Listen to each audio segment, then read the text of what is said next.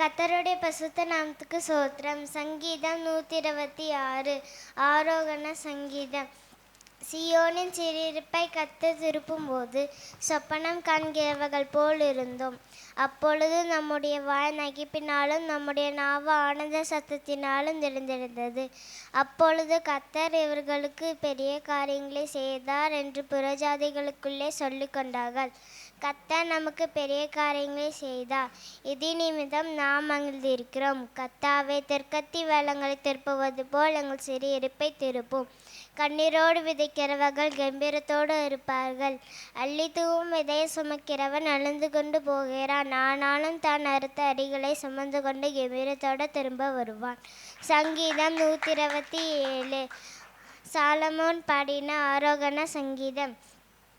கர்த்தர் வீட்டை கட்டாராகில் அது கட்டுகிறவர்களின் பிரயாசம் விருதா. கர்த்தர் நகரத்தை காவாராகில் காவலை விழித்திருக்கிறது விருதா. நீங்கள் அதிகாலையில் எழுந்து நேர்பட வேலை தரித்து வருத்தத்தின் அப்பத்தை சாப்பிடுகிறதும் விருதா.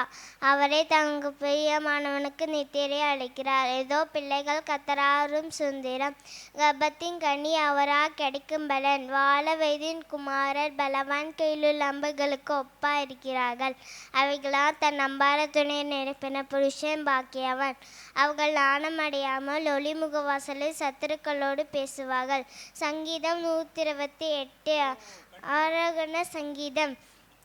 கர்த்தருக்கு பயந்து அவ்வழிகளில் நடக்கிறவன் எவனோ பாக்கியவான். உன் கைகளின் பிரயாசத்தை நீ சாப்பிடுவாய், உனக்கு பாக்கியமும் நன்மையும் உண்டாயிருக்கும். உன் மனைவி வீட்டோரங்களில் கனி தரும் திராட்சை கொடியைப் போல் இருப்பாள். உன் பிள்ளைகள் பந்தி சுற்றிலும் ஒளிமர கன்றுகளைப் போல் இருப்பார்கள். இதோ கர்த்தருக்கு பயப்படுகிற மனுஷன் இவ்விதமாக ஆசீர்வதிக்கப்படுவான். கர்த்தர் உன்னை சியோனிலிருந்து ஆசீர்வதிப்பார். நீ ஜீவனுள்ள நாளெல்லாம் இஸ்ரவேலை காண்பாய். நீ உன் பிள்ளைகளையும் இஸ்ரவேல் கொண்டார்க்க சமாதானத்தையும் காண்பாய். ஆமென்.